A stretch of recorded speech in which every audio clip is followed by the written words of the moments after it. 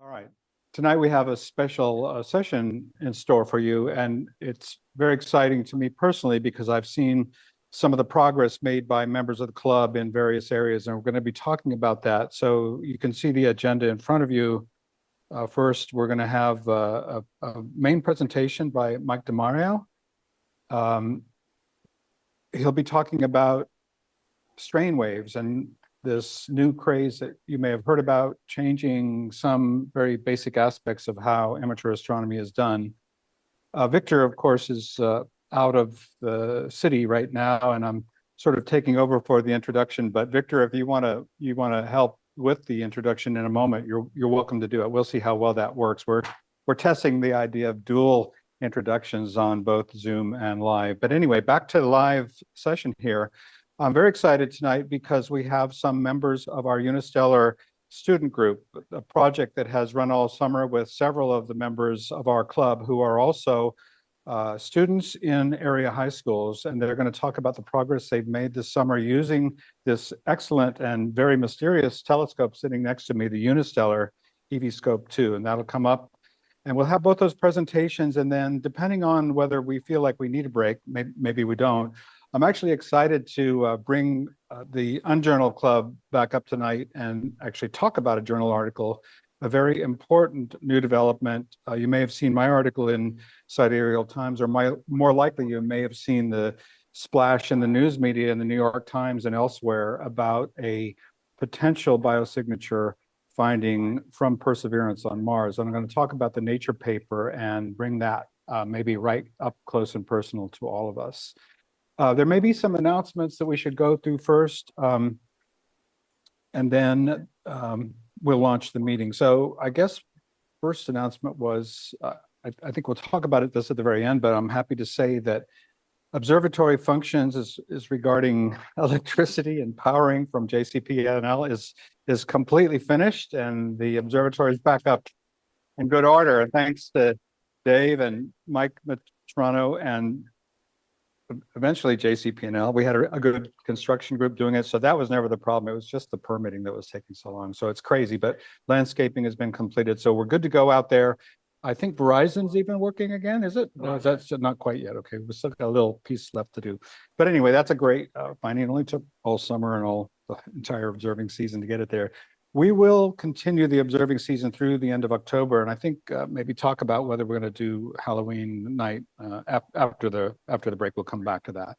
Another announcement, just real quick. We want to invite those of you who are engaged in what's sometimes called EAA, Electronic Assisted Astronomy, using the technology and hardware for imaging, but not necessarily doing hardcore astrophotography. Mike DiMario, our chair of our Astro Imaging, now called EAA Group, had proposed this, and we agreed very recently that we're going to expand the premises of that organization. So basically, it's a subgroup within AAAP, and we meet on a periodic basis. The next meeting is coming up October 28th. So if you're engaged in what we call EAA, or I call Astro Video, doing similar things to track the stars and deep sky objects with your camera hardware, but you don't really get into the hardcore astrophotography thing, we're gonna welcome you into the group, and we want to talk about the hardware and techniques and approaches. So please plan to join us, and we can expand the group out. In order to get into this group, it is AAAP exclusive. Please send an email to our secretary, Gene Allen. He's here up in the top rafters there, secretary@princetonastronomy.org, and you can get then the portal. You can get entry into the portal. We try to maintain some security, so we've got to go through this procedure. And anyway, more about that later.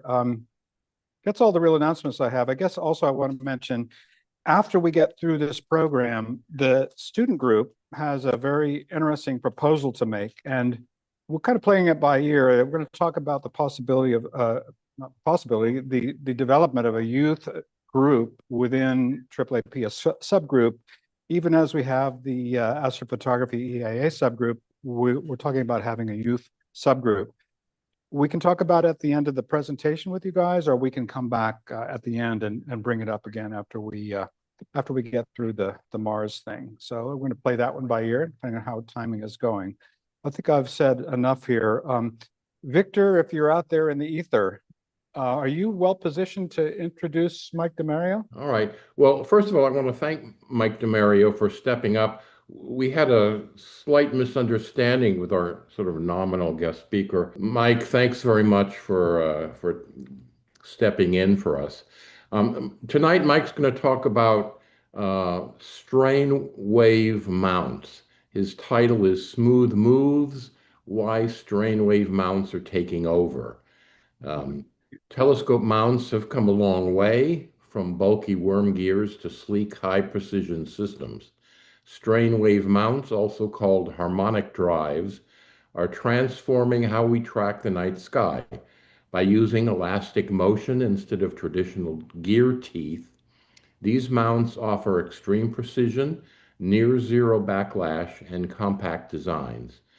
Mike's talk will explain strain wave technology, how it works, and compare it to traditional worm gear mounts, and explore why it's becoming a game changer for amateur astronomy.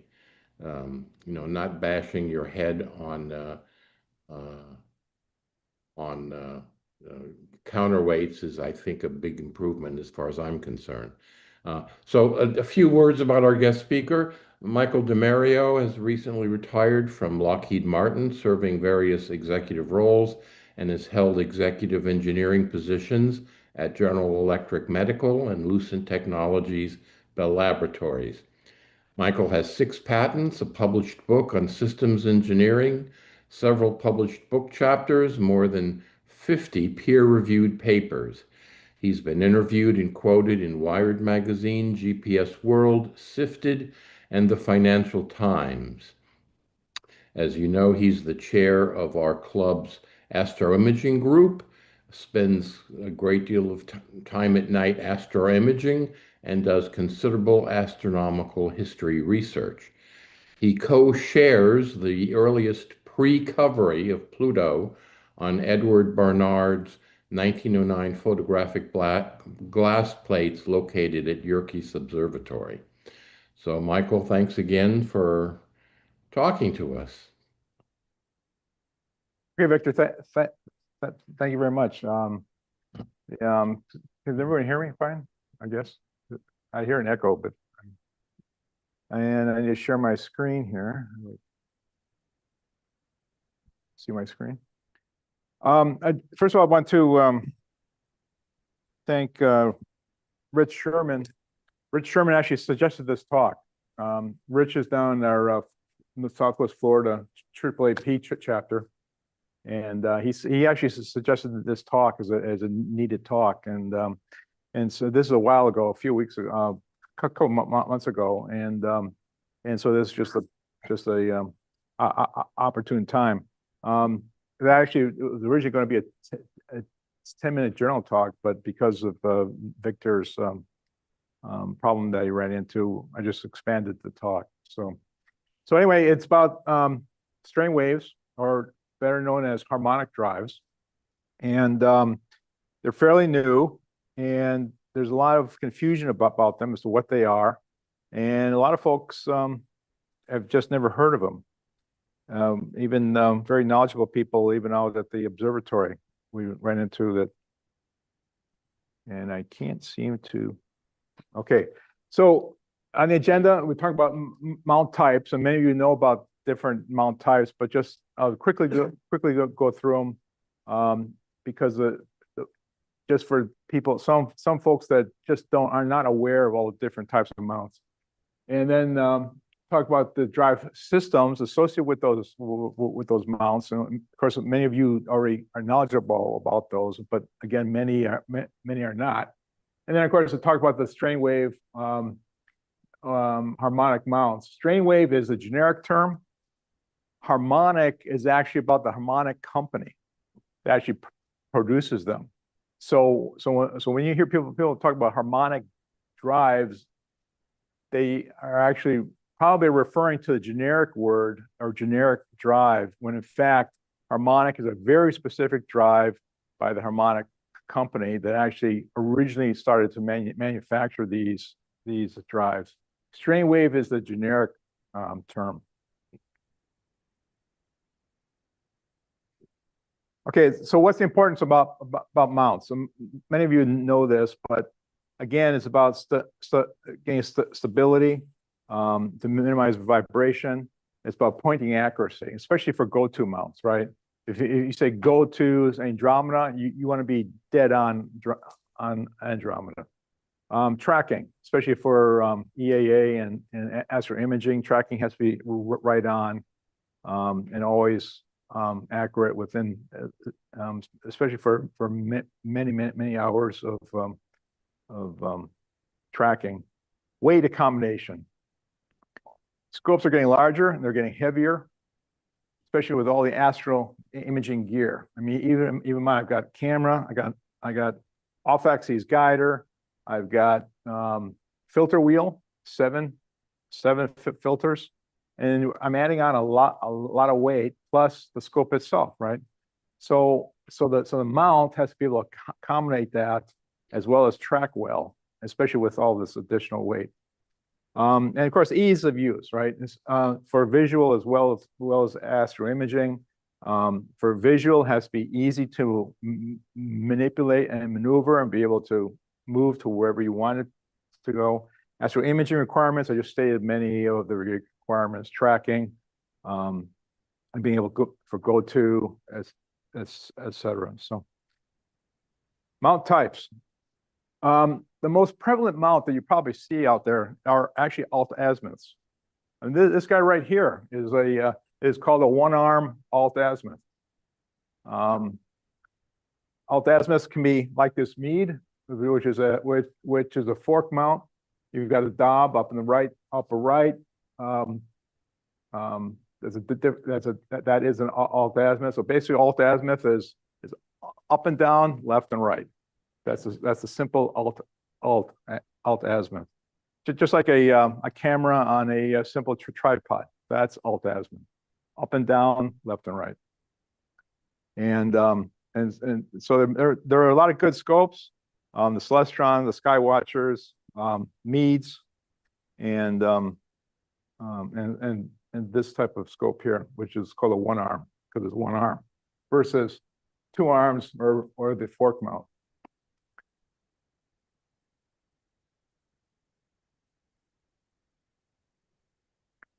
Another type of mount are the equatorial mounts. The equatorial mounts, they basically are polar axes. So called right ascension and declination. Declination is north and south. Right ascension follows uses one motor to actually follow the course of the stars across the sky as the Earth rotates.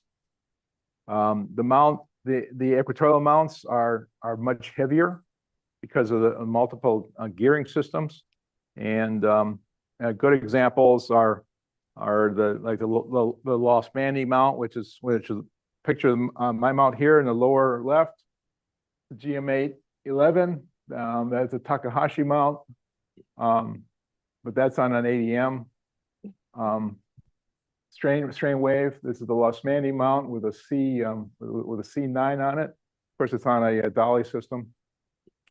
This is another equatorial. This is a SEM Ioptron, which is another strain wave, which I'll discuss these in a little bit more detail.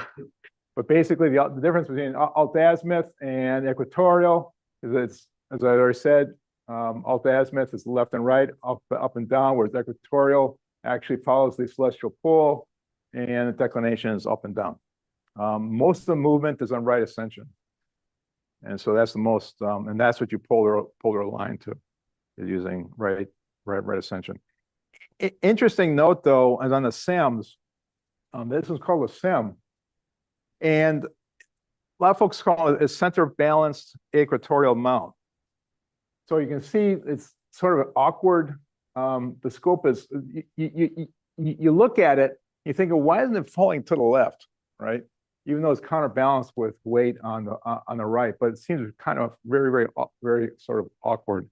The original name was actually called Chinese equatorial, because it was the Chinese actually invented it, and that's where the SEM actually originated from, was Chinese equatorial mount. the United States, they sort of renamed it and called centered balanced equatorial amount, which was interesting. I just never knew that until a few weeks ago. Okay, so those are the different types of mounts. The drive systems associated with those mounts, you can have the single axis drives, which are they actually control the right axes, the right ascension axes, and then you have dual, which is two motors. Say on the Los Manning mount, you have a declination and right ascension. Then for the motors, you have servo motors, you have stepper motors, you have worm gear systems, direct drive systems, friction drives, and strain wave. A lot of drive systems.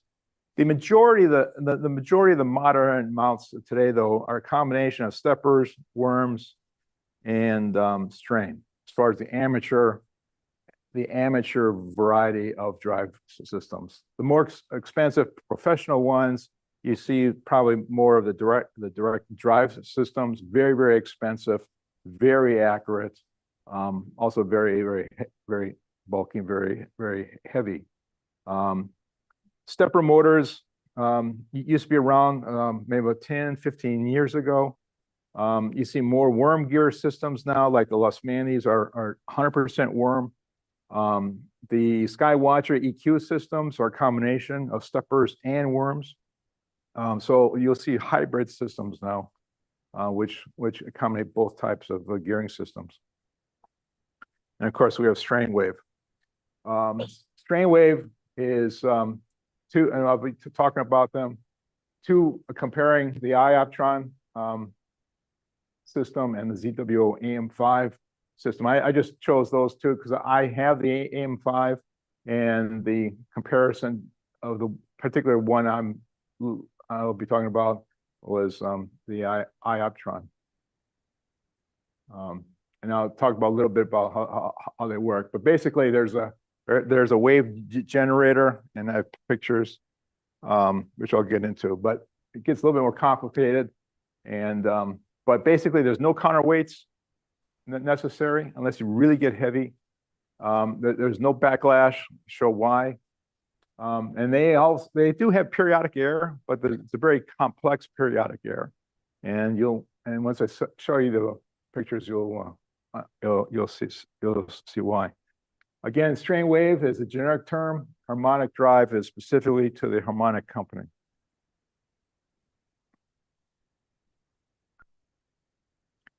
Okay, how this all started, these graphs were taken off the web from a survey that was done for astrophotography from 2021 to 2022. And it listed, okay, of all astro images that were submitted, what were your mounts? And which mounts what types of mounts, and what was a particular brand. So the equatorial mount obviously was the forerunner. 70% were all equatorial mounts. And then on the far right here, from 2021 to 2022, there were introduced 4 different strain waves. But if you look at the percentages, though, they're all down about 3% of all mounts. Here's the iOptron SEM 70, only 3%. The Rainbow Astro 3%. And the SEM 60, the iOptron. So iOptron was starting to come in very early in 2021. ZWO had not introduced them yet, but here they're starting to come in about 2021. So what is a strain wave? The strain wave was first started to be used, was actually used on the lunar rover, Apollo 15. It was actually invented in 1955 by a guy by the name of Clarence Walton Musser. He came up with the idea in 1955, patented it in 1957. However, even though it was patented in 57, no one really understood it until 1959. She actually created the harmonic company. It's composed of a flexible wave generator, which is a circular gear, and I have a picture of it coming up. And but it's about allows for high reduction ratios in very, very tiny packages. And the lunar rover was one of the first large systems that actually use it. It had an 80-to-1 harmonic drive. So what that means is larger motor turned 80 times to one turn of the wheel. So that allows for heavy torque. Okay. So the harmonic drive was invented in 1955, but really didn't come into being for application to astronomy mounts until about 1999. And the reason is that they had to flatten it. And so composed of 3 different components. And in 1999, that's where it became available then for astronomy mounts. So that's why it's fairly recent concept and technology. It is used on the Mars rovers. They all have harmonic drives. The modern day robots that you see on where they're able to lift very heavy weights for their very thin arms and motor flexibility, that's all harmonic, because the gear ratios are like 300-to-1, 400-to-1. It gives them that kind of lift torque. Here's what the strain wave looks like. It's three components. You have the smallest one is called the wave generator. It's the small gear. The second large gear is called the flex spine. And the larger one is called the circular spine. Now, the way it works is you have in the center here, you have this hole here. So that's the drive shaft of whatever the motor is, right? So as it's spinning, it spins the blue part, the flex spine, which is flexible. It's actually not rigid. It's actually it's usually made of a material that's able to flex. So it flexes within the larger gear system, and as it turns 180 degrees from one side to the other, it actually makes contact or doesn't make contact, and that's how it doesn't have periodic air, because it's actually circling within it, but it's not rigidly. It's not.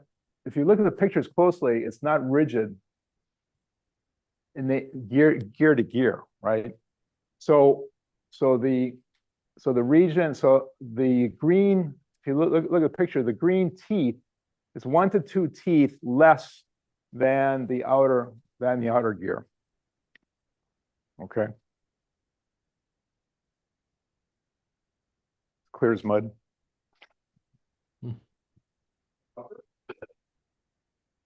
It's metal, but it's more of a flexible metal. It's not like rigid aluminum, steel. I actually don't know what kind of metal it actually is. But it is flexible. Okay. So it's all about flexibility.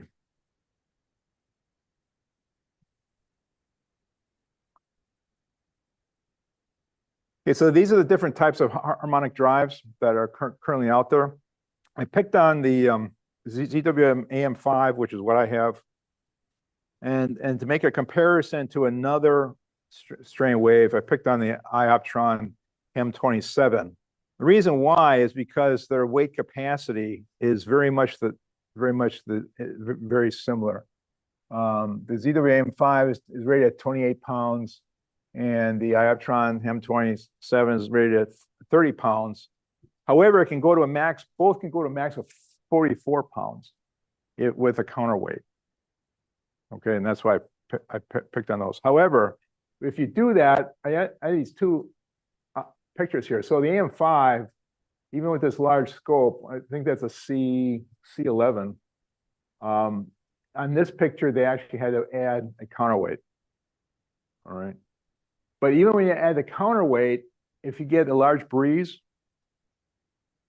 in this picture, what this user do, what this person did was actually put a weight down the center to actually hold that tripod down. Okay.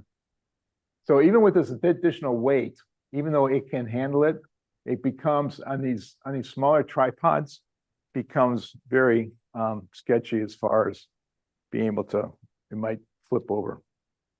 That's one thing you got to be careful. Even that's why even with my AM5, I don't raise it up. I keep it very, very low to prevent any kind of flexing.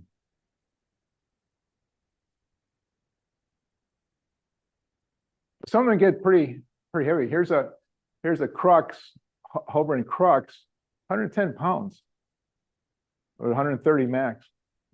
Pretty hefty. Okay, so about gear ratio. So as I said, the gear ratio becomes everything. So the higher the ratio, more precision and more torque. So in the case of the lunar rover, it had 4 harmonics for the 4 wheels, 80 to 1. Example here is 300 to 1, which is the ADM5. And that means that the center shaft turns 300 revolutions to 1 revolution of the output shaft.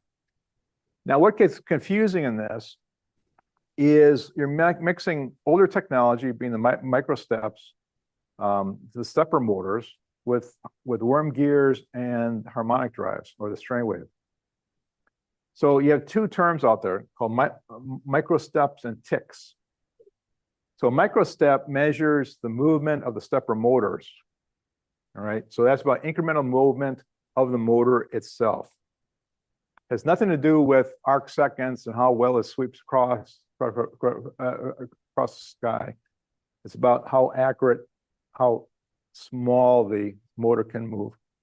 Ticks, on the other hand, which are used for worm gears and strain wave, it's the smallest measurable unit of the motor, being either electronically controlled by firmware or mechanical, but it is the smallest unit, and but it's measured in how well it can track celestial objects. So you see it in arc seconds, 10 ticks per arc second, things of that nature, where you won't see that in microsteps.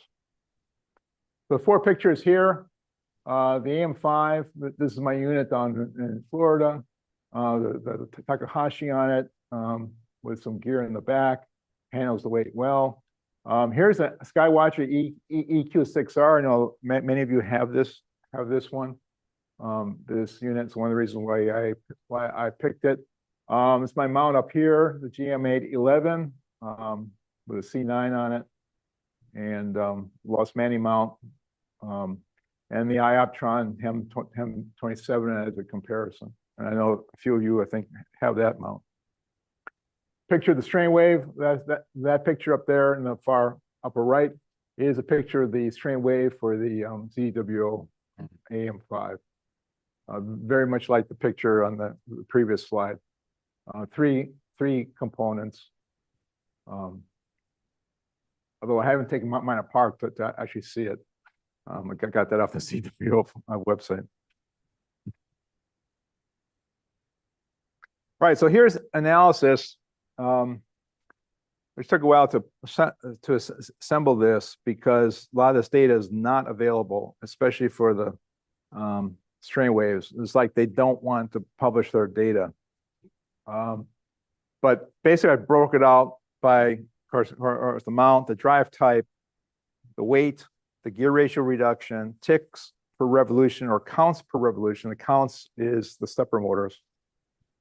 And of course, the arc seconds per tick or the arc seconds per microstep. And the typical periodic error associated with these. Now, This column, the typical periodic error, is without correction, right? So there's no feedback. This is what, right out of the box. There's no feedback loop and no trying to correct for periodic error. The green is, I took best in class within that category.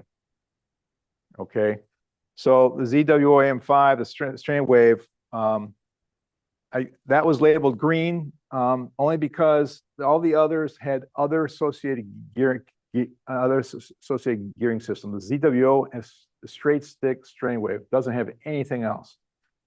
The iOptron has right ascension as strain wave, but the deck is a worm gear. It's a hybrid system. Skywatcher is stepper plus a worm gear plus a belt. It's very much of a hybrid system. The Lost Mandy, I love the Lost Mandy mount, but again, it's a worm and encoder with a spur gear system. The weight capacities, I picked the iOptron. It only weighs 8 pounds and can carry 30 pounds with 44 pounds with a counterweight. The ZWO is good too. It only weighs 11 pounds and can carry 28. So if you look at the weight comparisons to the Skywatch and the Lost Mandy, these things are very light, very mobile, and can carry a lot of weight in comparison to the traditional equatorial mounts. I mean, the Skywatcher is 38, weighs 38. The mount alone, not the tripod or the system, is 38 pounds, but it can only carry 44. I mean, the ratio there is not that great. Lost Mandy, even though the mount itself on the GM811 is 17 pounds, can carry up to 30. All right, a little bit better than the EQ6, but again, it's a heavy head, and only up to 30 pounds. I'm not counting the counterweights in that, so this does not include the counterweights. The gear ratio reductions. I picked the iOptron. It's 480 to 1, right? That means one turn, it'll turn one turn to 480 turns of the motor. The ZWO is good though too. It's 300 to 1. Skywatcher gets complicated. It's 720 to 1, but to get there, it had to do 200 to 1 on the steps, 180 to 1 on the worm gear, and 4 to 1 on the timing belt, resulting in 720 to 1. So a very complex drive system, all right? And a lot can go wrong, obviously, in order to achieve that 720. The Lost Mandy is well too, 360 to 1 on the worm gear, but it has a spur gearing system, which is 25 to 1, which actually raises it 9,000 to 1. Now, the reason why a lot of people really love the Lost Mandy is that you can carry a lot of weight, and it tracks excellently well. I've never had an issue with tracking. It tracks with a lot of weight, tracks extremely well. But it's a big, heavy mount. And that's the GM811, which is portable.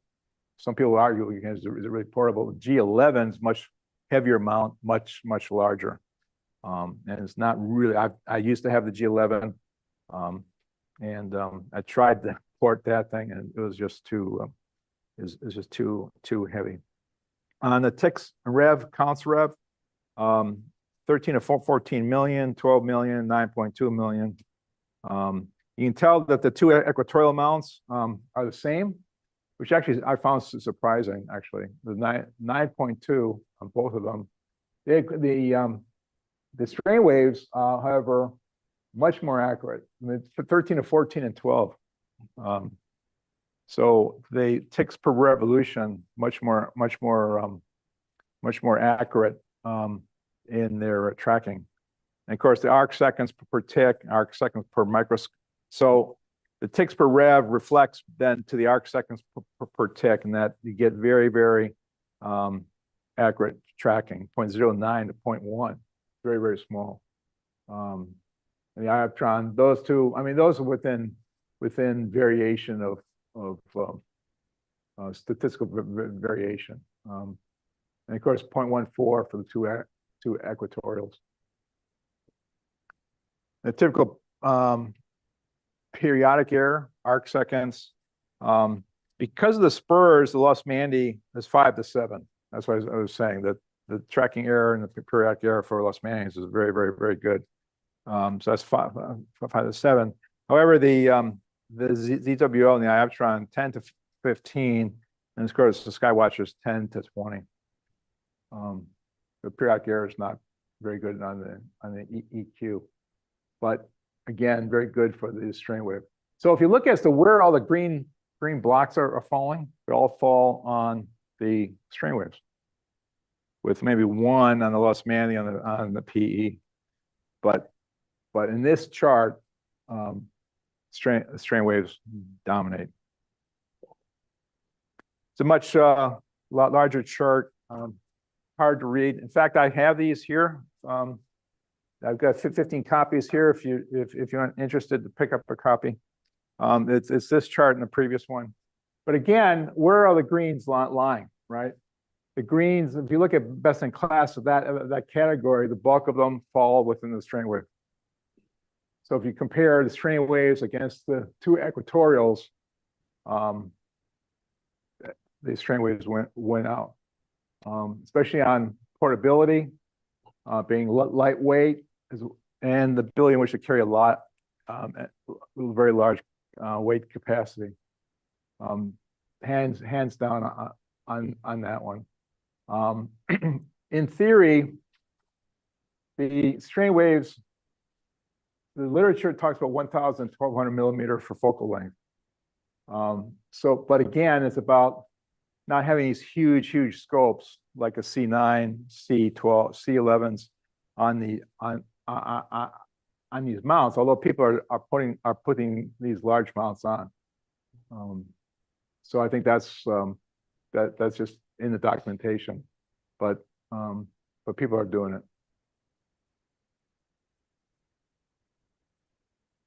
So again, this is an opinion piece based upon the manuals. If you look at all the manuals, all these, so this is what I sort of put together. Some are all like slew responsiveness. Okay, they slew well. So no green on any of that. But again, as far as periodic error, they have their own internal periodic error, but almost zero. Almost no periodic error on the strain waves. So if you look at this chart and the previous chart, I figure, okay, so which one is the best one? Right? Of course, that's all subject to personal opinion and price points and all that stuff. But I went out and asked ChatGPT. So I fed all this data in ChatGPT, and of course, what did it come back with? It came back with the AM5 ZWO mount as being my question was precision versus portability, and it came back with the best for performance and mobility was the ZWO AM5. Of course, when you look at the data, I was thinking, well, why? Why did it really come up with that?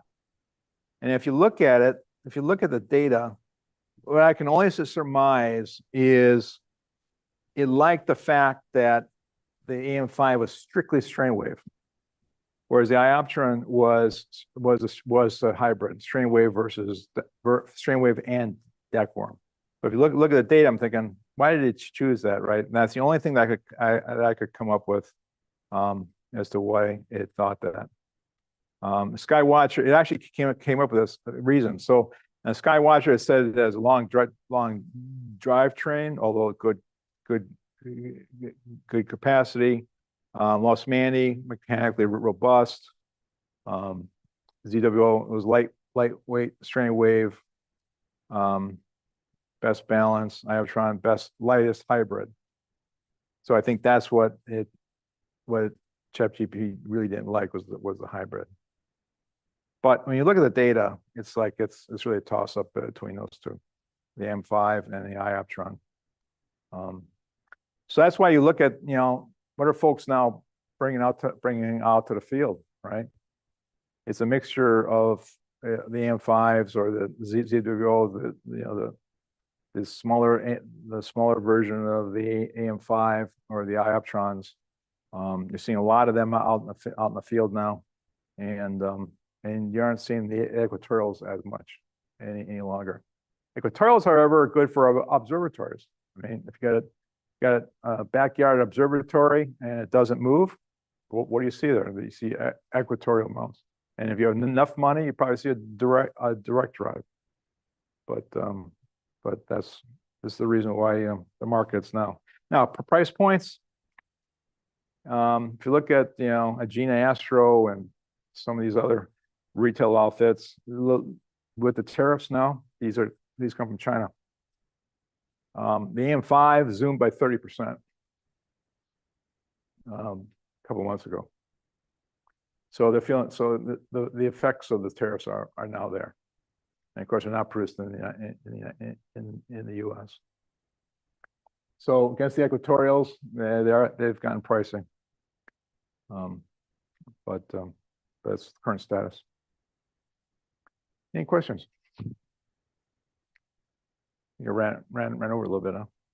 Yes, sir.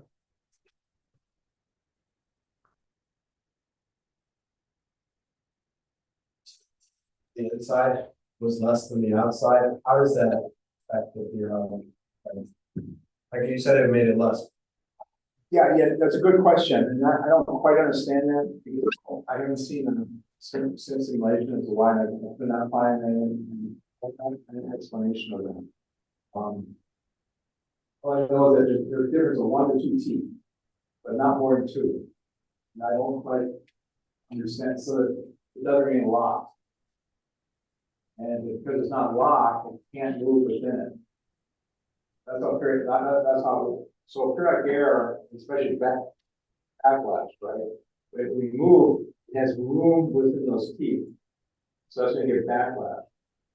And to avoid backlash, so there's no Backlash in these at all. It's a good question. I don't know, actually. I actually don't know. But there's no backlash. Hey, Mike, Yeah. online from Rich Oh. Sherman. Hi, Rich. Did you buy the carbon fiber tripod that comes with the AM5, or did you buy something else? And if you decided on a different one, what were the specs? I did the carbon. I got the carbon one that was recommended for the AM5.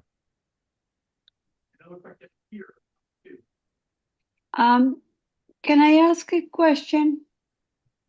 Yeah, just a minute, Jen. Or Joanna, sorry. That's fine. Of course. I think you have also looked like you have one of the ZWO peers. Raise it up a little. Yeah. The TC. Right. Yeah, so I have a peer as well. And the only reason because at Zenith, I was getting my filter wheel was going to hit but I flip my filter wheel round, right? So it avoids but the problem with even doing that, because of the tripod legs, I'm going to hit on the tripod legs, so it's a fear of elevate the long optical trend. The off-axis guider, the filter wheel, the camera, all that extends so you're going up. And obviously, you're going to hit that tripod. I'll try and keep it low. It's always different nuances you have to manage. Go ahead, Joanna. Hi. Thank you for your presentation in the first place. It's like a whole new territory for me, and because based on what you are saying, Skywalker EQ 8BR would be my best choice, I suppose. I mean, I am very, very new to astronomy, and I always depended on observatory. Now I'm moving out of the area, and I'm looking for the options for myself to be able to look into the sky, kind of independent way. So is there a question? The question is, what would you recommend? I mean, based on what I hear, you would recommend Skywalker EQ BR, yeah, for the beginner.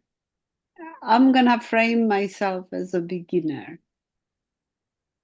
Well, obviously, what becomes important is what are you going to use the most, right? If it's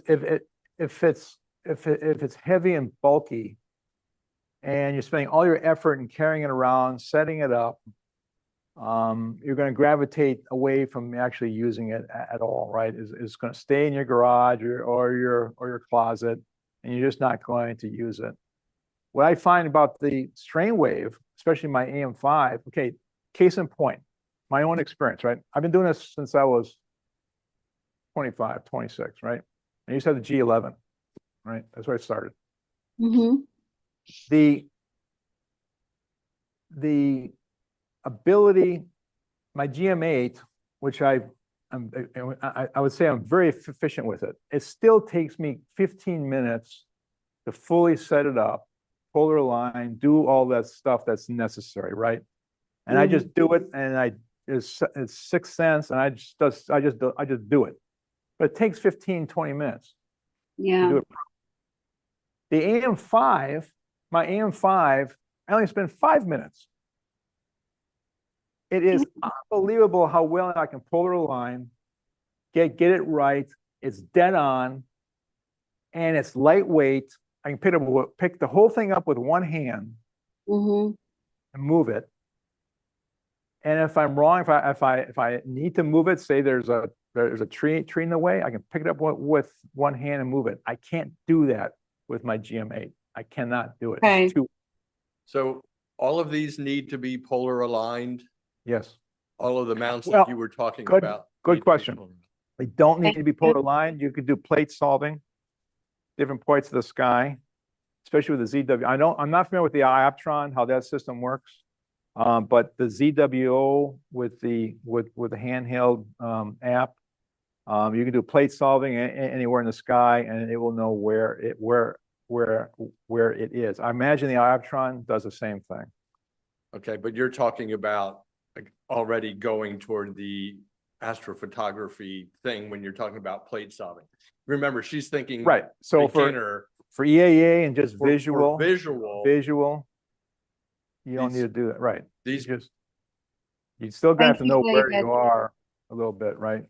So if I want to go to Cirrus or I want to go to, unless you know the sky, and you're just going to manually point. Yeah, Joanna, you and I and Jen and I can talk with you. If Thank you. you're speaking visual, Mm-hmm. I don't think these would be the way to go unless Okay.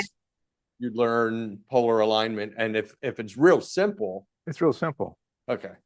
Well, Yeah. you and I, we can talk. Thank you. Thank you so much. But the key here is portability. The key is portability. Portability. right? You want to be able to use it, and you don't want to be fighting with the weight and the complexity and setup. No, I don't want to do that. So, Okay. but I really appreciate it. Thank you, Dave. I really, really appreciate, and I'll talk to you and Jen, and I appreciate all of the answers. Okay, great. We'll take another question from the room or. Sir.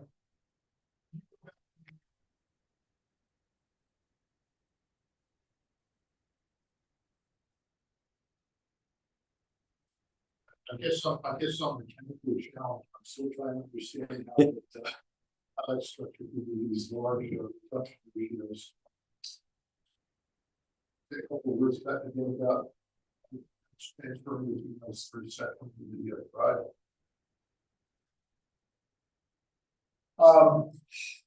Good question. Say the AM5 is 300 to 1, right? So drive shaft, the motor shaft comes through the hole. So it turns 300 times against one turn of that blue arrow. Right. So how is actually mechanically, how I'm actually turning that, I actually don't know. I actually haven't seen it.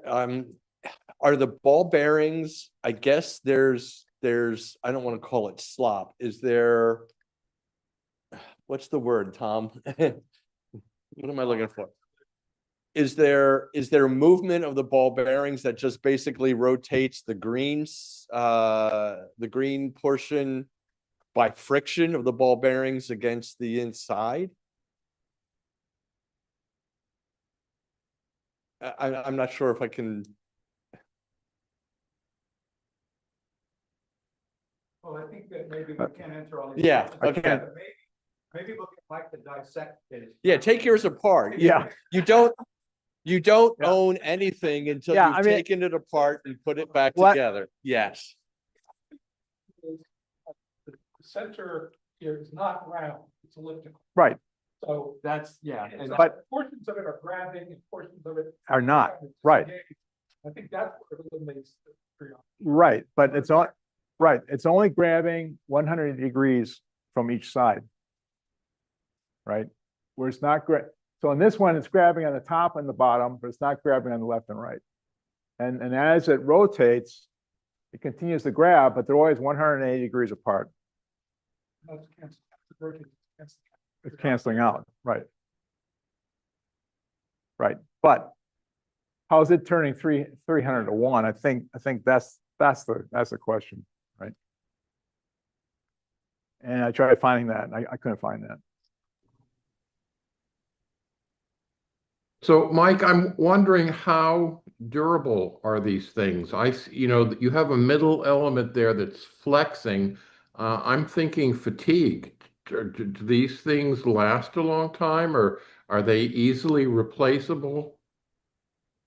That's a good question, Victor. I don't know. I mean, I don't think that they've been out that long for anyone to really answer that question. Obviously, the technology is really moving forward quickly. It's being used everywhere now, especially in robotics. NASA swears by it, right? On their saying that all the Mars rovers now have it. So I think the technology is there. I think the durability is there. The reliability is there. Now, what's the mean time before failure of years? I don't know, right? I guess time will tell as to how. I think that's also dependent upon the flex spine as to what material that is actually made of. Right. Right. Mike, there are a few online questions. What is your EAA or what is your position email if people have questions? It's K2MJD@outlook.com. Can you say that again? K2MJD@outlook.com. Cut off one last question. Do you have a quick question you could ask? And clarification. The bit about the strain waves, the reason they call it a strain wave, I understand it has something to do with the fact that it's based on a difference in number of gears between the two ratios. You've got 300 and 298, 299 gears. You're going to have a 301 reduction. That's based on it. And as far as flexing goes, that's not a problem either. Engineers design bridges all the time to flex within their elastic range. As long as that's the case, it does no damage and doesn't shorten life. The other question I had, I suppose, is when I first heard about these things, I did what everybody does. I had never heard of a strain wave mount, so I went on Wikipedia and looked it up, and it gave the invention of it to the Philadelphia Gear Corporation in 1946. I have no claim as to whether that's true or not, but the original how it came to be is apparently more a little bit more complicated than Could very well be. All right, so what we want you to do is disassemble your mount, take it completely apart, video it, and then we'll do it. Thank you. Sure. All right. There's a handout here, for 15. And Victor says there's a hat in the mail. There's a hat in the mail. All right, guys. Thank you, Michael. And we're going to move along in our program here. And while our guys are getting their computer ready, let me just make a quick intro. So we have Jason, and we have Sarvesh and Aklavia and their colleagues. I'm calling them the Unistellar Student Group. Come up here and get your USB, please. So what has happened here is something that's a really a nice development for the AAAP. We came into acquisition of this telescope that you're going to hear about last spring. It was a donation to the club. We still can't understand why the person donated, because this is literally now with the tariffs like a $1,000 telescope. And so anyway, our good fortune, and the person we thank profusely, Victor, had picked it up, and in the spring, he and I got together and we thought, oh, this is like pretty cool. But there's one group of astronomers in our club who are totally suited to the idea of a computer-controlled smart telescope. And that's our young astronomers. So that's how this thing evolved. I reached out with an email and said, hey guys, would you be interested in a project using this brand new telescope that we just got? That evolved into a group. To my pleasant surprise, as many as 14 or 16 of our student members expressed an interest. I think that distilled down to a hardcore of maybe 10, or was it 10 or 12 by summer's beginning. But so what you're going to hear now is the progress that the team has made. I asked them to self-organize. So this is all coming from them, not from me. I basically showed them one night out at the observatory how to use the scope, and they took it from there. They traded it back and forth through the summer. They communicated. They have some results they want to share, and perhaps their reflections on the experience of doing this and the sociology of smart telescopes in the new age of astronomy. So I give you the Unistellar Student Group, and we can talk as much as you want. We have plenty of time tonight. So guys, you ready? 3, 2, 1. Hi, my name is Sarvesh. I'm a junior at Southern High School. Hi everyone, I'm a junior. I'm Ujula. Hello, my name is Nicolaia. I'm a junior. I go to West Windsor, Plainsboro High School South. I go to South Brunswick High School. I also go to West Windsor Plainsboro High School South. I got to West Windsor, Plainsboro High School North. Okay, this is Stellar Student Project. You can use that one. A little bit easier to hold than that. There you go. And you have to have it close. Okay, hello. This is the Unistellar Student Project that we did over the summer, and yeah. So here's basically the contents that we're going to go over in this presentation. We have the project intro, the design, image processing mechanisms, and so on. So basically, this is the result of a donation to the AAAP from. This is basically a donation from a person that I do not remember the name of, but we all thank that guy. And basically, this presentation, basically 12 people worked on it, except 4 people will be presenting it. And over the summer, we all took turns using the telescope for around a week. And obviously that wasn't enough time to like really dive deep into the mechanisms of the telescope and like how like all the data files worked and how you can like analyze them. But we basically just got a introduction to how the telescope worked, and it was pretty cool. Yeah. And we chose several deep sky objects, mainly Messier objects, to analyze with the Unistellar telescope. Okay, so the design, if everybody could look at that, that's the design of the Unistellar telescope. It's $5,000, which is kind of a lot compared to like something like a Sea Star, which is around $500. And it's basically your own opinion to decide whether to buy it or not, because it's obviously a huge investment. But with this $5,000 of packaging, you get the backpack and the telescope. And in total, it's around 10 kilograms. So it's pretty portable because you can just wear it around your back and like travel to anywhere. And talking about the scope specifically, we have a 114 millimeter parabolic primary. So it's a Newtonian reflector, which means there's like a mirror at the back, and then all of the light goes onto a secondary mirror. But for this telescope specifically, instead of a secondary mirror, it's actually like a camera sensor.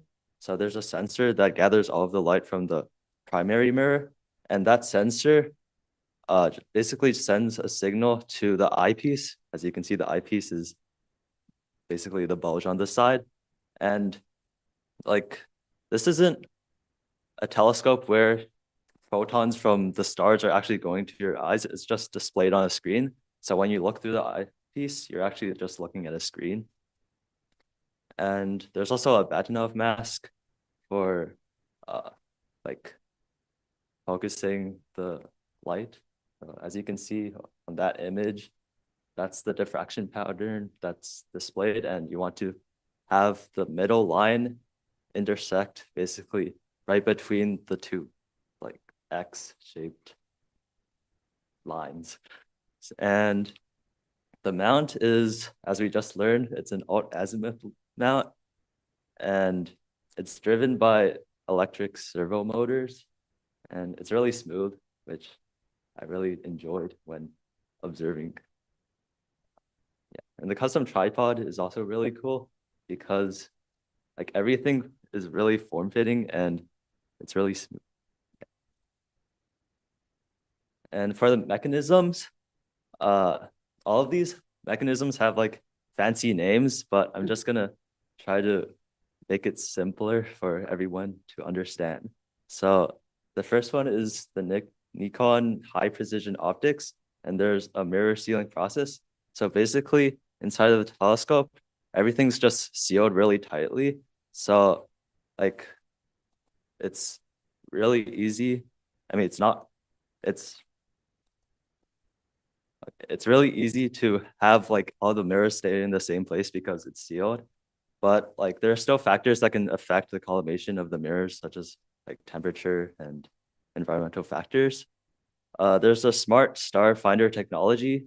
So in the Unistellar telescope, there's an onboard computer, and basically it does all of the processing, and it has its own Wi-Fi network, which you connect through the app, which we'll explain later. And on this onboard computer, you can have, there's plate solving. So essentially when you just put it on the ground and like level it, it like compares the position of where you are with its star catalog. And using that data, it can find where you are and basically do all of its measurements really precisely. And there's the autonomous field detection, which basically means that it's continuously tracking the stars while it's moving. And there's also the image processing that takes place in the onboard computer. And there's three main things: the deep dark technology feature, the dynamic signal amplification, and pixel shift super resolution. And deep technology is basically just an AI algorithm designed to eliminate like light pollution because it uses a lot of images from its community to compare it with the present, and using that it could just filter out all of those city light interference and noise. And for dynamic signal amplification, the exposure time is really short at 4 seconds. And that's really, in my opinion, that's really good because 4-second exposures allow there to be like more room for error, because if you knock it a bit, only 4 seconds for each exposure, that one exposure where you have the error is basically overcome by every other exposure because there's so many exposures. And there's real-time stacking, which you can follow on the app. And the pixel shift super resolution is just another technique to make the images more clear. It like takes a bunch of images and shifts them by few pixels, and then using all of those images, it averages like the pixel values and like eliminates background noise. And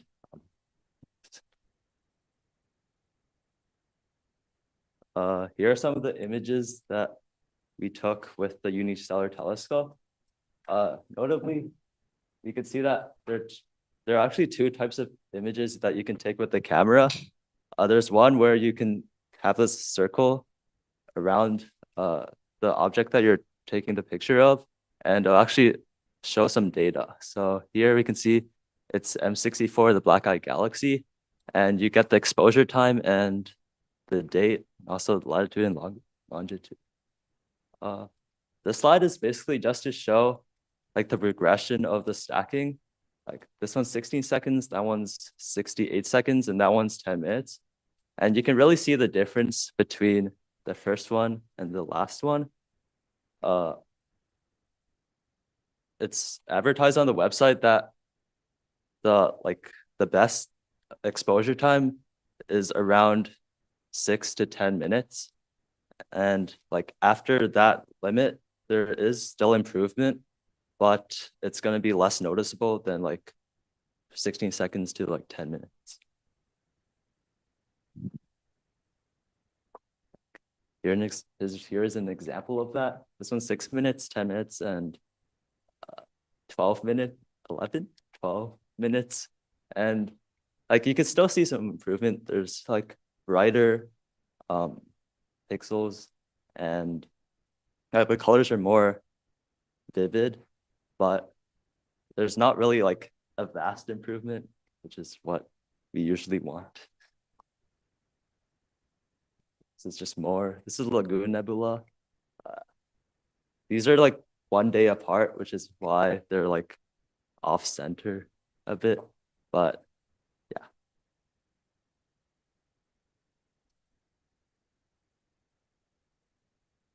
Yeah, so I'm now gonna talk about the app. So as we talked about it before, with the telescope, what you see in the eyepiece is actually the screen, which you're gonna see from your phone. So the Unistellar telescope is actually controlled by the app completely. So like you align it, you point it, and you control it basically using your phone or like any device. And in the device, when you open it, first you connect it using Wi-Fi, so it's Wi-Fi connected. And then once you scroll a little bit, you're gonna see a catalog with over 5,000 celestial objects, from like nebulas to galaxies to like everything. It'll be there. So it's really nice for like, especially since it's amateur. You have a lot of a variety of celestial objects that you can use, and it's controlled by one person at a time. And what it does is it stacks it, which is just like it takes a frame and then it adds a frame, and then every frame it reduces or it makes the other frame better. So like frame by frame, you're gonna get a better image, which is what we saw from the images before. And in the app, there's a joystick when you wanna move it around. So if you want to move it like slightly to the left, you can move it and it'll slope slightly to the left. So it's really nice when like you don't have a particular object to look at and you just want to move it around, see what's going on. And also it can have up to 10 people connected at one time. Even though only one person can control it, 10 different people can be connected to the same telescope so they can see the same things. And since the iScope is just showing you what's on the screen, it's really beneficial in a group activity just like this. And the live observations is that you can like see real time of what is going on. Like you won't have to wait, and you can like instantly take a picture and it'll be uploaded as a PNG or a RAW, and you can edit it really quick. It's really efficient in that sense, and it also collects light over time, which is what makes it more vibrant and makes it a lot more just like better. And then here, like just like when you open the app on the bottom right, that's what you're first gonna see. So you're gonna press the connect button, and then it'll scan for all like unistellar devices around, and then you pick the one that's yours, and you connect it, and it connects pretty fast. And once it connects, it shows you how much battery there is and the amount of storage it has. So when it reaches a limit of storage, what you can do is you can just export it to a device. So that's also pretty nice. So you can have all your images of everything, and it doesn't really makes it hard to get lost. Then once you scroll down, as I said, you're gonna find this catalog, which is on the bottom left. Like this is just like what you first see, but you can keep scrolling and scrolling. There's gonna be more and more objects. So there's a lot of variety. And then you can click on one of them, and then there's a watch button on the bottom right. You can click on that and it'll just show you everything. And then in the top right, that's an image of once you've decided to pick on a celestial object, that'll show up. And then you can see this like star in the middle next to the camera button. And then like that's what like starts the enhancing. And then you can see like there's a time, so you can see how long you've spent enhancing that image. And you can see since it's live imaging, you can see over like how much time it gets better and better. And then once you click the image button, it'll send it over. And if you're using a phone, it'll just go to the Photos app.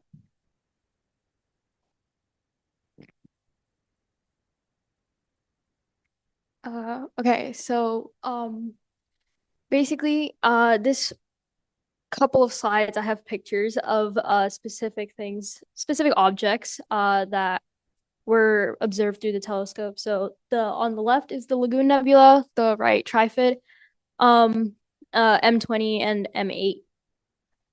So what basically these pictures are showing is the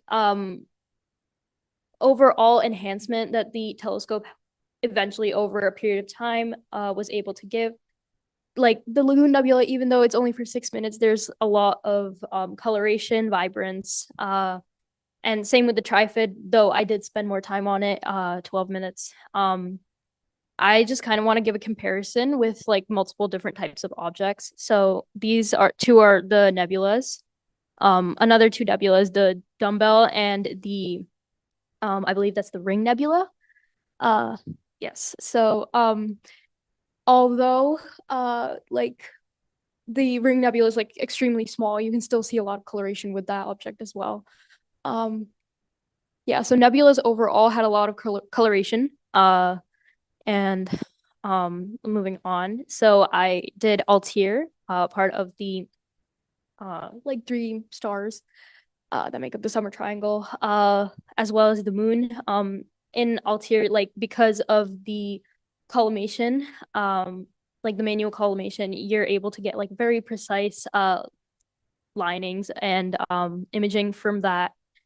And the moon, you can see like the different craters, Kepler, Copernicus, the one in the south, I believe that's Torque. Yeah, so these were like some of the most vibrant, colorful, precise pictures that were developed, well, that we saw with the telescope. Previous ones were stars and of course the moon. And these next ones are a couple of galaxies. So there's Pinwheel. You can see like basically all 5 arms of the Pinwheel galaxy. The Whirlpool, very precise spiral, as well as the Andromeda galaxy, which I mean, after 12 minutes, that's a pretty solid, I would say, center star kind of picturization. So like the nebulas, the moon, stars, galaxies, they all turned out really, really nice, I would say. And then I also did like Saturn and Neptune because I don't know if you guys remember in like the beginning of August, there was like that period of time where Saturn and Neptune you could see around in like midnight-ish time. And then I did try to get Saturn and Venus, but they were too early in the morning, so it was too bright for the telescope to capture the imaging. But basically for Saturn, I don't know how clearly you guys can see it, but there's a very faint ring. Okay, yeah, cool. So there you can see like the ring very slightly, but like the details of the planet itself cannot be seen really well. With Neptune, it's kind of just a blue ball. There's like just color. So overall, like I came to the conclusion that with light reflecting, right, light producing objects, like the moon, Altair star, obviously, then nebulas, which basically throw out light, it's very easy for the enhanced vision, which I will talk about in the next slide, to capture that kind of like light source objects and kind of drown out the night sky. But in case of like planets, because of overall distance, and I think as well as the lack of brighter light sources, it wasn't able to capture as much of the overall object as some of the other ones. So, and getting into like some of the stuff that we learned. Basically, one of the main things was the enhanced vision. One of like the most impressive features of the Unistellar. It boosts like the deep sky object visibility. For example, the galaxies, nebulae, and the stars, moon that we saw. It uses like stacking, as we discussed before. But then after stacking, there's like a feature where basically it like darkens the rest of the picture in the background, so that kind of the vibrance of the overall object kind of ups. Which is kind of, if you had been, I wish I got like a video of this, but when I was observing the Lagoon Nebula, it went from a really blurry picture to suddenly just bright red. And it's a whole jump. You can see it in like the 16 seconds of stacking that happens.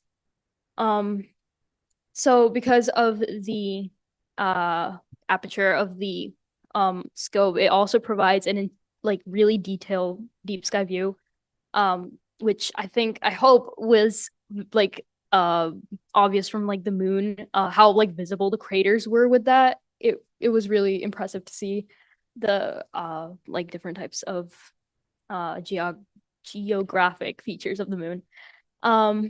And I guess like one of the biggest advantages, traditional scopes, they use precise manual operation. They have a lot of large setups. I'm sure you guys all can agree that like the Unistellar, which is easy to use, easy to set up, it takes like 5 minutes maximum to just connect, choose an object, and like start stacking. So it was very easy for especially me as a beginner who does not know how to use a telescope entirely. So that was a great learning experience overall, which gets me to my next topic. How like it contributes to the scientific community and overall like socially for the like community overall. Like people without a lot of knowledge in the astronomical kind of society can pursue their interest in a more amateur way without needing a lot of like experience with setting up a telescope, and they can save time and effort because of the automated alignment due to the kind of artificial intelligence powered technology, the enhanced vision, the like automating alignment. It all kind of contributes to basically effortless observation of the stellar objects. It's also very inclusive because people from all backgrounds, regardless of like experience or like even location, because of the connection to the app, it can be very accessible for all people, which also brings me to the topic of outreach to the general public. And it really simplifies it for, like, example, schools, clubs, and communities such as our own. And it really, through the app, it encourages a lot of global collaboration for the scientific discovery of astronomical like objects out there. And lastly, like some future outreach opportunities, like it's a great educational tool because of how hands-on learning, like it's very engaging, and like you can see real-time data as we had talked about. There's direct visuals on spot, real time that you get. So I guess for students who are younger who kind of just are interested in astronomy, it's a very good building block for them to kind of get into it. Additionally, it kind of like bridges multiple fields of study. Science, technology are like the obvious ones, but even astrophotography can be accomplished and also kind of initiated with it. And eventually, like once someone kind of develops that interest, they can get into the more like nitty-gritty details of like setting up a bigger scope. But it's kind of it's a good stepping stone for that opportunity. And then finally, for like public outreach, as I said, it's very easy. As we mentioned, it's very portable. It won't stay in your basement. There's also a lot less reliance on like larger telescopes, fixed observatories, which kind of helps to develop that outreach. So basically, the smart telescope is a very good potential for widespread global community outreach and participation in astronomy. Yeah, that's the end of it. So, and anybody has any questions? Yeah, you had your hand raised.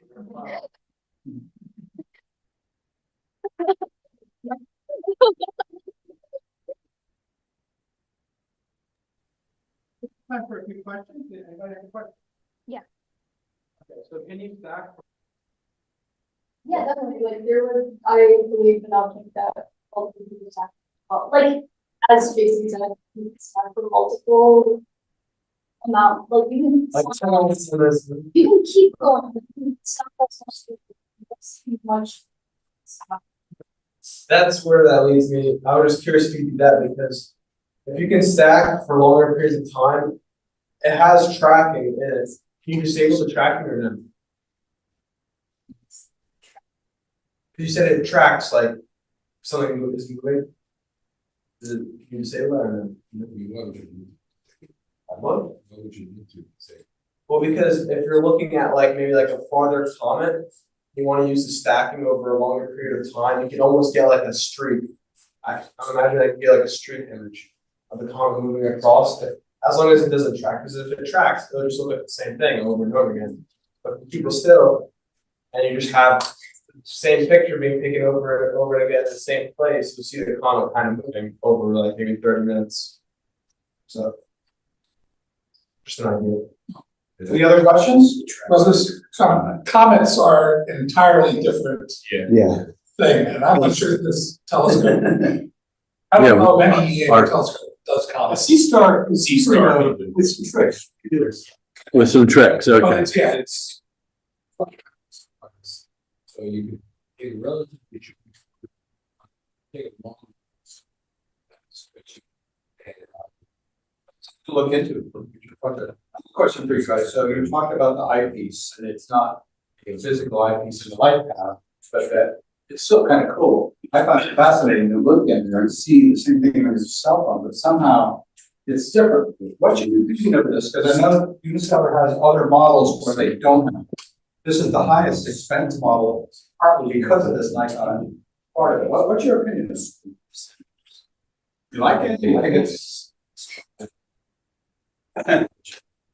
I mean, I didn't have much experience with the Unistellar over the summer, but from what I can tell, I think the eyepiece is a great addition because it's kind of a throwback to classic astronomy. Now with smart telescopes, we can connect with our phones, we can connect with our devices, and we can just see on a screen. But I think it's so much more enjoyable, and it's just a different experience altogether if you look at the object through the eyepiece, because I think that just helps you see it in a whole different light. Because one thing to see an astronomical image online or on the internet, or even on a device while you're viewing it live, and it's another thing entirely to actually see it with your own eyes. So I think it's a pretty great addition, and I think that's something that all smart telescopes should have, regardless of whether you can connect to your device or not. Quick question, how long does the battery last? I think it's like 9 hours. Oh, so you could go all night. Yeah. The question. So does the iPad show you the latest frame, or does it show you the stack of Question. That's when when I was, I believe it was in those, basically, before I started stuff, we went out and it was basically just a blurry image. And as we made it through the second half, and around 6 minutes later, it was almost the same thing as once. So I think, yes, Well, you could just. Yes. You can just put your hand over and put your hand over the one frame and take your hand out and you can see if it puts your hand in the picture. If it's replacing it, It'll discard that frame. Also, I think on the operator, so like the single person who is controlling the telescope, if you zoom in on that screen, then the eyepiece will also zoom. So it's like close. Yeah. Just talk. And then I want to shift in our discussion. Go ahead, please. Can you save out individual subframes, individual 4-second frames? When you save it, is it only the stacked image?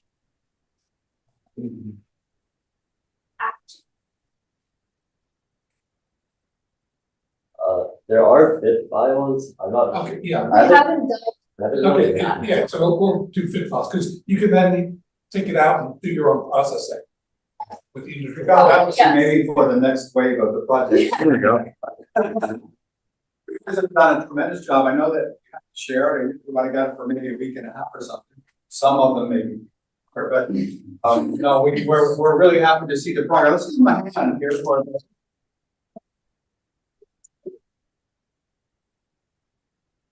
I want to shift the topic a little bit. So let's jump to that other topic I had listed on the agenda, which is to think about the proposal which came from you guys, not from me, but the noble proposal to morph this Unistellar team into something like a student group or a student, what do we call it, student service group, but a formalized student subgroup within AAAP members, exclusive to the club, but also able to act as ambassadors and do types of outreach that maybe some of us can't or won't do. And so talk about that a little bit, what your ideas are in that area.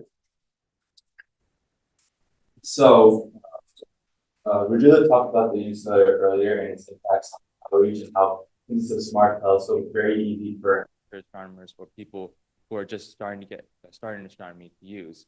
And so this kind of sparked an idea among us. So we think that within the AAAP, we obviously have a lot of people who are experienced in astronomy, but we think one thing we could potentially expand on is outreach within students who are in middle school or potentially even people who are our age or a little younger in high school. So the basic premise is that with this Unistellar telescope, we could conduct more outreach events. We already do one science fair that's coming up in November, but we're thinking we could expand upon that because we all live in sort of different areas. I live in South Brunswick, they live in West Windsor. And since we go to different schools, that provides an opportunity to reach out to different areas and different libraries, for example, and host astronomy programs and events to reach out to middle school students and high school students.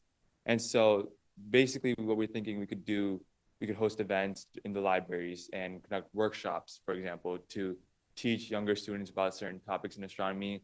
And we could also host observatory events where we could take this Unistellar telescope out and provide opportunities for younger students to use them and actually experience what it feels like to be an astronomer, to look at all of these deep space objects and observe them changing over time. So we think this is a pretty great opportunity, especially with this Unistellar telescope, because with this, we were able to set it up within 5 minutes and just start running with it, because we didn't need all of the experience that most astronomers have when it comes to setting up telescopes. And that makes this so much more accessible to younger students, which is why we think this is something that we could potentially expand on. And so we've kind of split up the duty of this youth service group amongst ourselves. There's certain people who are going to be responsible for fundraising for this group. There's certain people who will be planning the events, and other people will be managing social media and, you know, getting this message out that there's such thing as the youth service group. So we think that by dividing up this opportunity and by potentially bringing more people in to this youth service group, we can expand and make this a really great thing.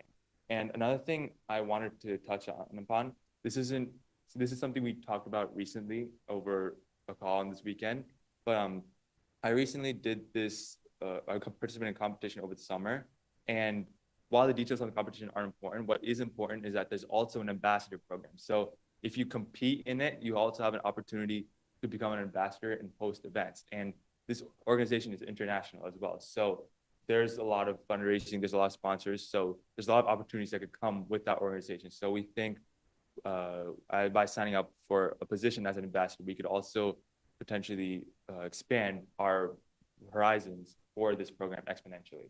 So that was another just sort of piece of information I wanted to offer to you guys. Yeah. Just a quick note, because the group is like in its early stages, we're having weekly meetings, usually on weekends, but as our group like progresses and gets more like traction on the road to whatever, okay, as our group expands, the meetings will probably like range from bi-weekly to monthly, because there's not really a need to meet every single week. Yeah, just to update. Yeah. And another thing we want to open up to you guys after we're done with this presentation, we would love to hear from you guys about what you think would be great ideas for our program, or things we could do. For example, any ideas for workshops, any potential events we could do. So we also want to hear from you guys, because we're just starting this program and we would love to have your advice on matters like this. So I know like a lot of people here aren't high schoolers, but if you happen to know some high schoolers, then they can sign up using this QR code. That's it.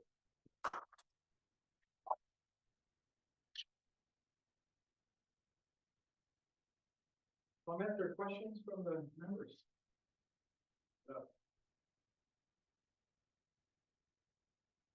I think the board has, in fact, considered it recently after you closed the proposal, and now that you voted it to general membership, I'd like to reply that the board does endorse your. Want to see this take off, and we realize that there's some ideas that are brilliant here. There probably needs to be some organization from our side. I think a little bit of oversight. We can talk about that later, but I want to appoint somebody to maybe be your chief contact liaison in the club. Bob Vanderby is volunteering to do that. And he has some limited time. He's not here tonight because he's giving a lecture at the club up north, but Bob will help with that, a little oversight. I can as well, but maybe we can recruit another member. I don't know if anybody here is a teacher. You know, we have 3 or 4 teachers in our ranks. Anybody's on the Zoom call or otherwise, get in touch with me if you're interested in helping participate, just to keep a little bit of a half open eye on these guys as they go forward.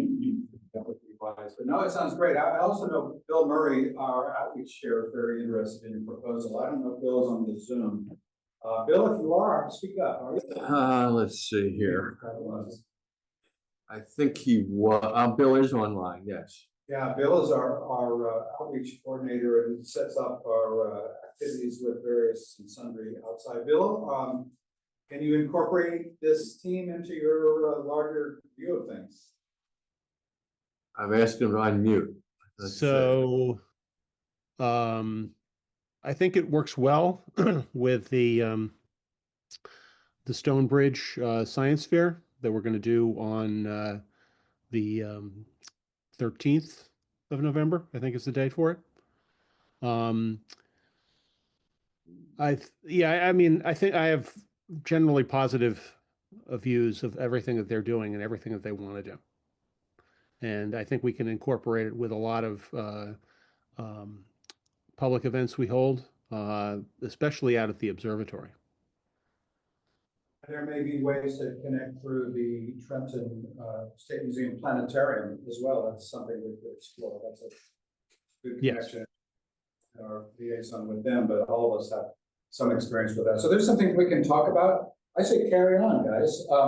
One thing we will say is we're going to keep this scope in your possession. So take good care of it and continue to share it and keep us posted, and we'll have you come back at future meetings. It doesn't have to be a big formal thing, but you can also do it by Zoom. You know, it's hard to get here physically, so there's a lot of possibilities here. So let's keep communication going and carry on, guys. Well done. All right, guys, we're going to carry on here. So there's some really important things have happened recently. I'm sure many of you are aware of the discoveries being made by the Mars Perseverance rover. And one of them is so important, I really wanted to spend a little time going over it with you. So let's stop and think about this for a minute. How many of you have some background in geology? I know one. A little bit. Anybody did a degree in geology? I'm not what I used to be. Anybody online? Well, you don't have to answer, but how many of you have a degree in biology or related? My wife is raising her hand. And how about, well, okay, if you weren't a geologist or a geology major, how many of you were rock hounds when you were kids? How many of you had a rock collection? There you go. Yeah, That's what everybody has a okay. rock collection. Well, I did too. So, I mean, I think my geology interest actually came before my astronomy interest. Can I admit that?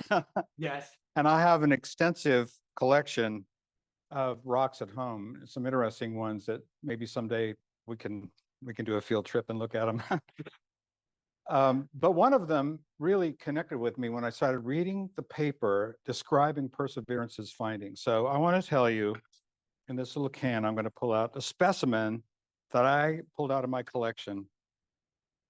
It's a fossil oyster shell from New Jersey. And this fossil oyster shell that I hold in my hand from New Jersey's Cretaceous rock formation contains something extraordinary. It contains the same mineral that the Perseverance rover discovered on Mars and was causing all the excitement from NASA all over the news media a few weeks ago, and the subject of a very excellent Nature paper that came out in September. In fact, the day after our last AAAP meeting.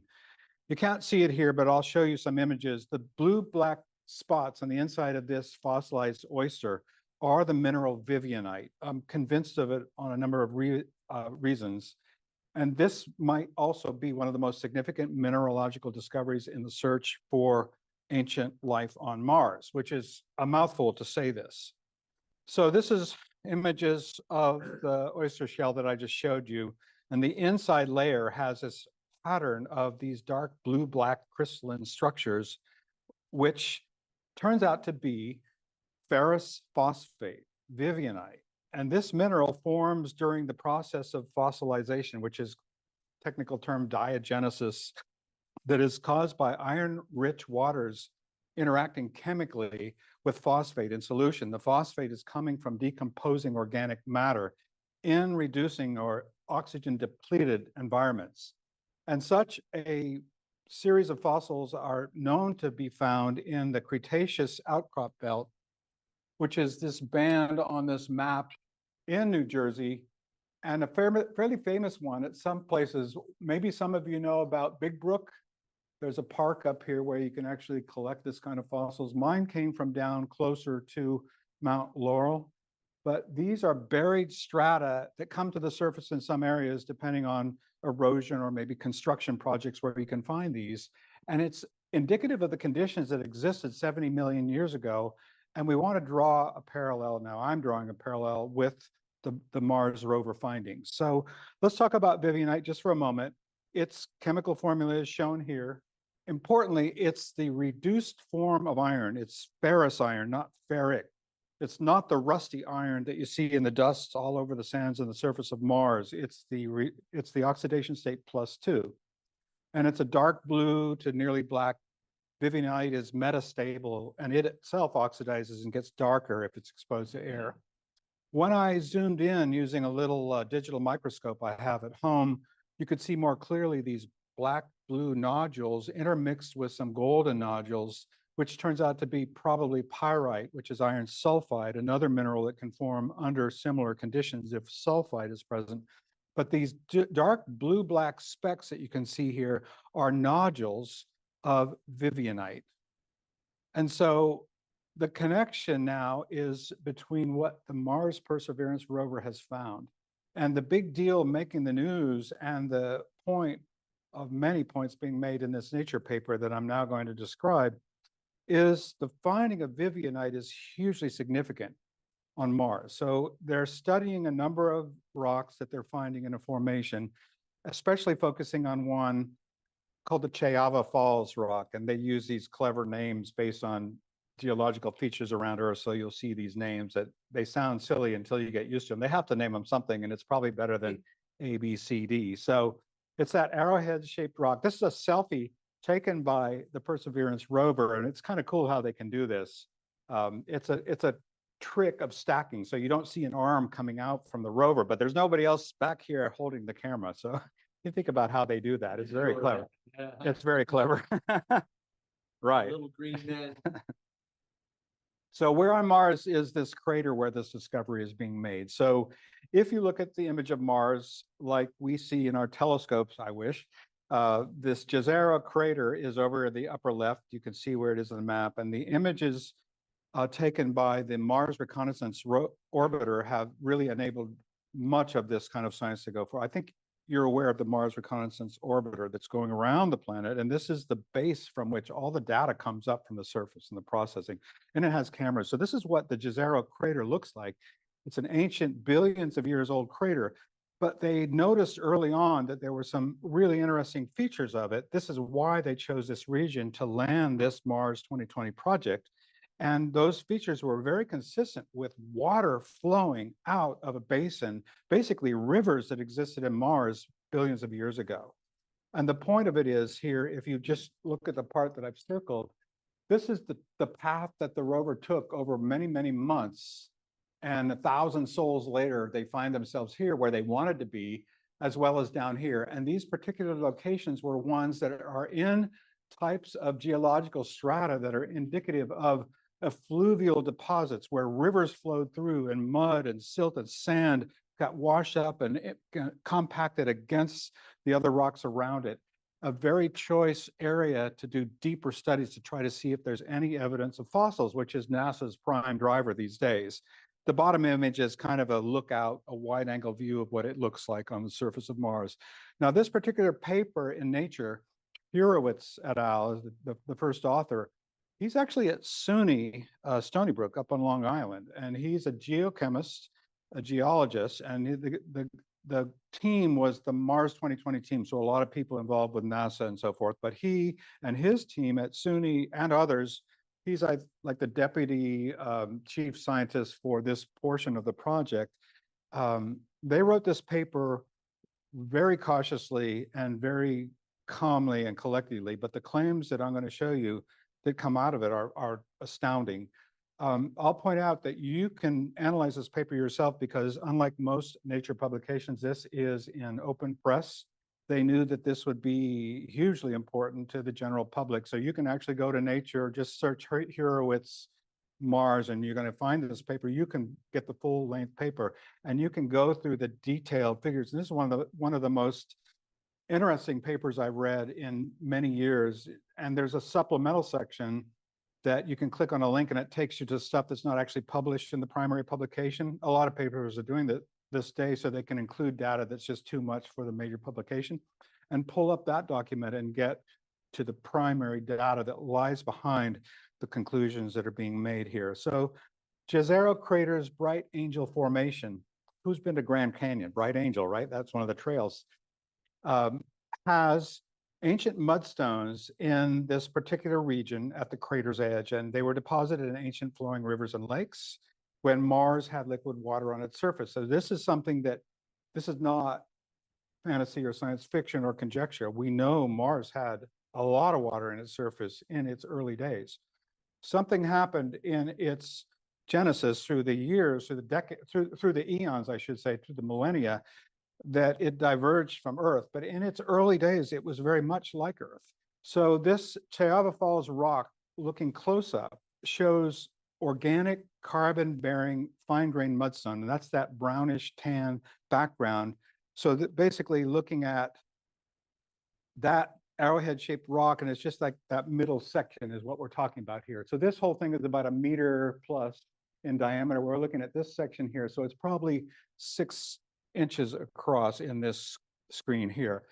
And what they noticed straight away, and this made the press, the leopard spot nodules, these little dark, well, the leopard spot nodules and poppy seed are 2 forms of inclusions here. So there are these dark blue-black dots all over the place, and then there are these that they're terming reaction fronts, where chemical, biogeochemical reactions are occurring and spreading out in a zone, because it's not a static situation. It's a dynamic process when it's forming. Now, remember, this is basically a fossil. It's mineral evidence of processes that happened probably 1 billion years ago, which is asking a lot.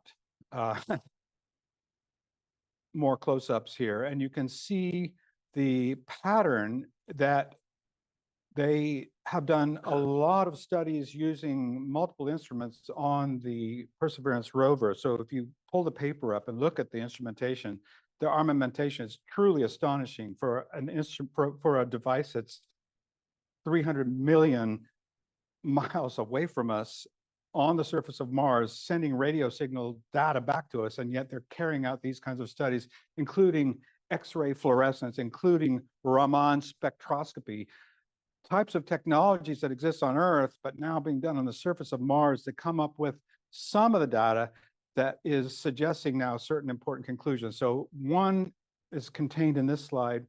This image came out of the supplemental data, but there's ways to do image processing, a little bit like we like to process our astro images, but they've done some, they call it decorrelation stretch in part C here, of these images taken either during daylight or at night with white LED illumination, and figuring out how to treat the data so they can determine, along with other instrumental data they've got, that the dark nodules in the pictures that I've been showing over on the right here, the blue is indicating vivianite nodules, ferrous phosphate nodules in that matrix of mudstone on the surface of Mars. So you could say it's like finding a message in a bottle from a very different ancient Mars. This is a relic of conditions way back in ancient times. They don't exist on the surface anymore, but at the time when these rocks formed, conditions were very much like ancient Earth, although oxygen was not present. So there's important differences in atmospheric chemistry, but still geochemical processes probably developed much like they did on Earth.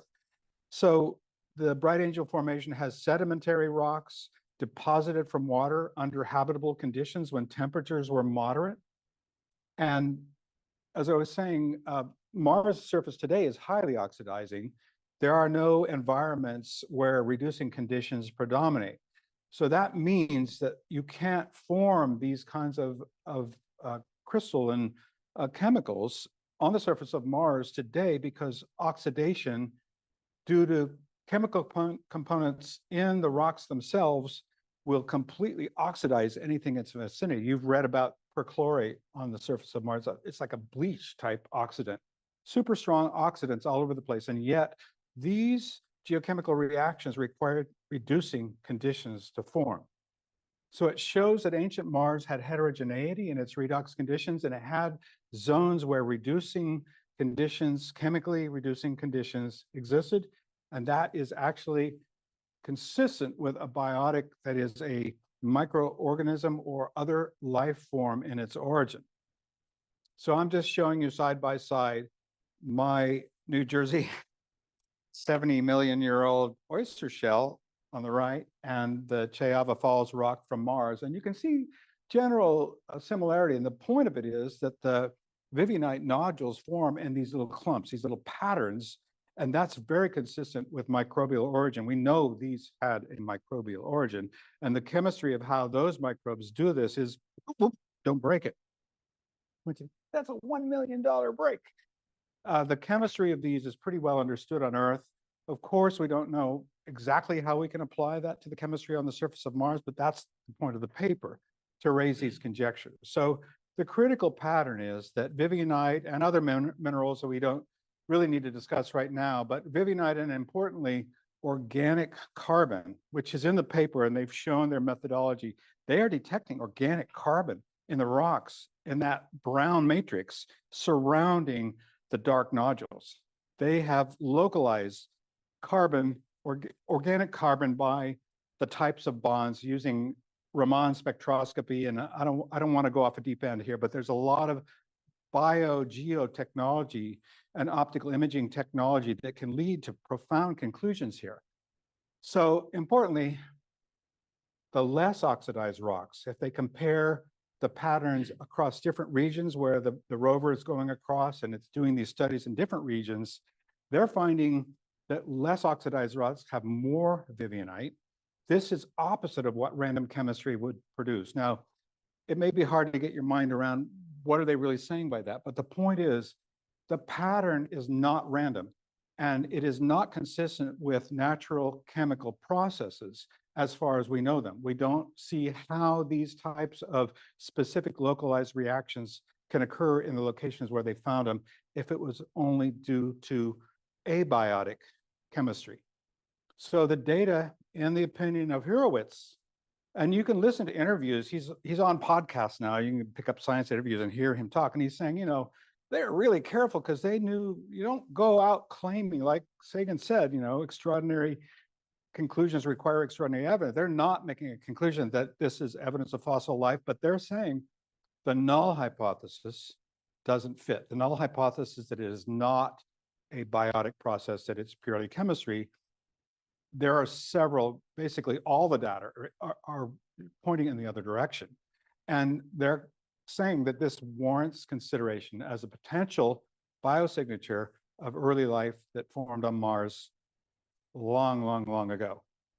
And that the only way we can get to the bottom of that, because think how profound this could be if it's really saying, oh my God, life on Mars.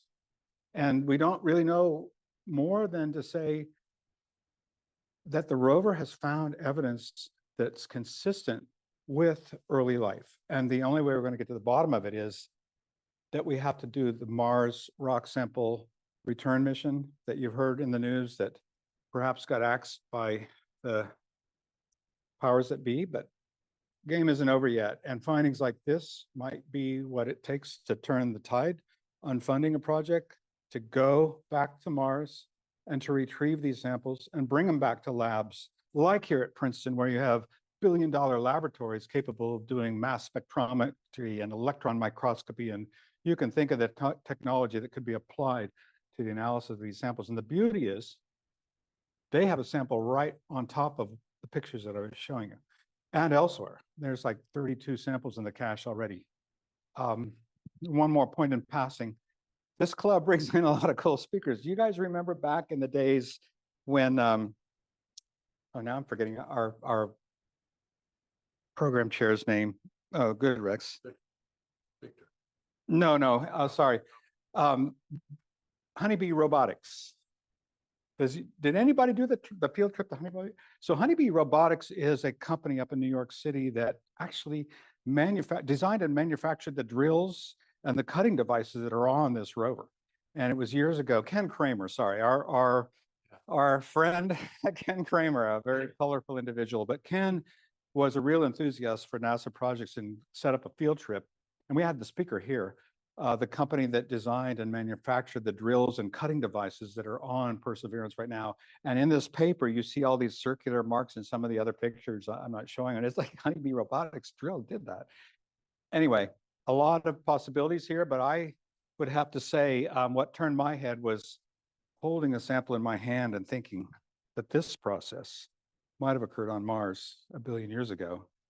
Really got me thinking about it. So I guess I'll let you think what you want to think. You can read Hurowitz's conclusions there. He's being very careful, but he's coming down on the side of this is looking like the real McCoy, guys. And this, to me, is a game changer for what we're all about and trying to interpret where we are in the solar system and where we are in the cosmos. And that it raises as many questions as it asks. Any good science project does that. But anyway, there you go. That's the update from Mars Perseverance rover. So this is a similar setup to what I used when I captured Jupiter back in December at opposition, and used a 140 millimeter refractor.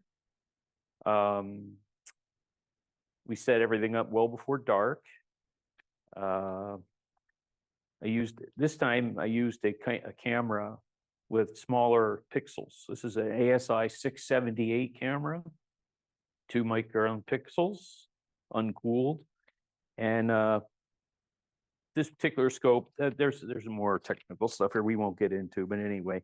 So we started, there was a great, Dave can confer on this, there was a great bit of confusion because depending on what kind of device you had your Sky Safari on, one told you an hour different from the other one. So I just told them to come over a little early and we'll chit chat, and then we'll get out there about midnight and start shooting. So that's when this was just around midnight when we started capturing frames. I adjusted the region of interest to 1020 by 768. And we used the live data histogram to optimize the gain and exposure. The rule of thumb when you're trying to capture a planet is you want to use the shortest exposure with the highest gain you can get and still get a reasonable image. So this was at a gain of 500 and an exposure time of 2 milliseconds. And that's 5,000 frames. For each segment there, that's 5,000 frames that were stacked using the stacking tool that's in ASI Capture. You don't have to go out and get anything else. And so at midnight, we started doing this. And I did a bunch of frames. And these are the 4 best. And it worked out really well. It was quite a challenge for a while. We had some interesting conditions. I wish I could show you the raw AVI files, because when you look at this, the raw AVI, it's just a pixelated ball and you can barely see the rings of Saturn. And after 5,000 frames, I only processed 70% of the 5,000. And we got 4 frames out of it. And you can actually see at the very top, you can actually see the transit of the shadow. So the shadow and Titan is the larger. Yeah, the larger dot is Titan, and then look to the top, you can see it. Just grazing the top. And on Dave provided a link on the club page. On Facebook and on Twitter, I put a link. Someone had also done this. I think he was in Arizona. I can't remember now. With a 14-inch reflector. And he combined 50,000 frames together. And of course, his looks a lot better than my 4 clips. And by the way, this little clip, the time lapse here, I just went online today and said, there's Microsoft time lapse.